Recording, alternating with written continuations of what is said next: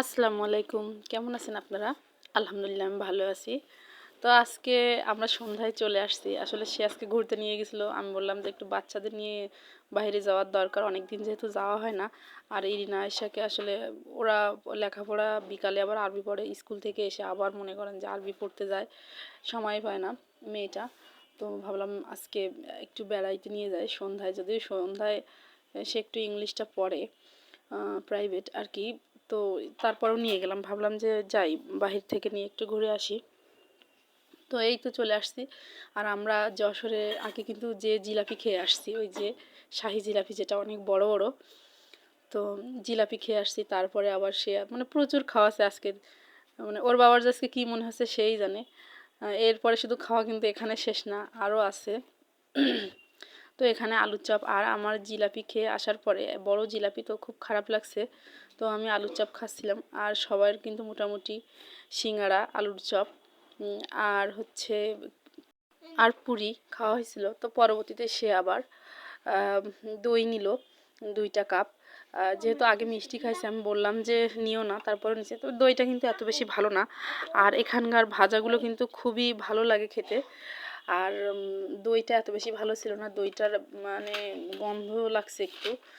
আর দইটা খুব ভালোভাবে বসছে, আসলে অবশ্যই এটা গুঁড়া দুধের দই, না হলে এত মানে কাপে তো এইভাবে বসার কথা না। কারণ আমি বিশেষ করে আমি যখন বাসায় দই বানাই, তখন কিন্তু আমি মেলামাইনের পাতিলে অথবা ওই দস্তার হাঁড়িতে অনেক সময় বসাই, কিন্তু একটু পানি পানি থাকে, যেহেতু গরুর দুধ দিয়ে বানাইলে কিন্তু একটু পানি পানি থাকে। আর দেখতেই পাচ্ছিলেন আপনারা, দইটা কিন্তু খুব শক্ত হয়েছে, তার মানে দইটা গুঁড়ো দুধের দই। তো যাই হোক, এই তো আবার এটা মনে হয় টাউন হল ময়দান না কি, আমি সঠিক আসলে বলতে পারছি না। এখানে বই মেলা হচ্ছে, তো সে আবার সেখানে আমাদেরকে নিয়ে গেল। আর মেয়েরা কিছু বই টইও দেখছিল সেখানে, আসলে ওখানে বেশ ভালো ভালো বই ছিল। যারা বই পড়তে ভালোবাসেন বা যারা বই প্রেমিক আর কি, তারা কিন্তু এখানে এসে দেখে বই নিতে পারেন। তো ইরিনা আর আয়শা বইও দেখছিল, আর ইরিনার বাবাও একটু দেখছিল। ইরিনারা বিভিন্ন ধরনের বই দেখছিল। আসলে ইরিনা খুব আর্টের বইগুলো পছন্দ করে। আর ও নিজেও আঁকায় বাসায় মাঝে মাঝে। তো আয়শাও আঁকানোর চেষ্টা করে, দুইজনই চেষ্টা করে। ওরা ভীষণভাবে এগুলো দেখছিল। তো আমি বললাম, আম্মু তুই তো এগুলো আঁকাস? বলছে হ্যাঁ, ওর ভিতর কয়েকটা দেখলাম আমি, ও মাঝের মধ্যে আঁকায়। তো সবগুলোই পারে না। আর যেহেতু ওর কোনো আর্ট স্কুলে আমি পড়াই না, আসলে সময়ের সাথে হয় না, ওর তো সময় নেই। আর তারপরে আবার আমরা দুইজনই ভীষণ ব্যস্ত, ওর বাবাও যায় ডিউটিতে, আমরাও যাই। আসলে বাচ্চাদের সেভাবে গড়ে তুলতে গেলে একটু মানুষের দরকার হয়, কিন্তু দুঃখের বিষয় আমাদের তেমন কোনো মানুষ নেই। তো যাই হোক, আল্লাহ পাক যেভাবে নিয়ে যাবে সেভাবেই হবে।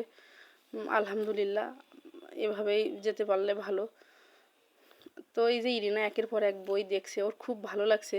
তারপরে দুইজন একটু ঘোরাঘুরি করলো, একটু নাচানাচি করলো। অন্ধকার ছিল, তারপরেও তারা দুইজন কিন্তু একটু মানে ঘোরাঘুরি করছে, আর খুব মজা পাইছে আজকে। তো ইরিনা বারে বারে কিন্তু আর্টের বইগুলো দেখছিল। আর এই যে দেখেন অন্ধকার, ভিডিওতে অন্ধকার, তার কারণ ভিডিওতে হচ্ছে ওরা রাত্রে, যেহেতু সন্ধ্যা হয়ে গেছে, সন্ধ্যা মানে রাত হয়ে গেছে, প্রায় 7টা সাড়ে 7টা।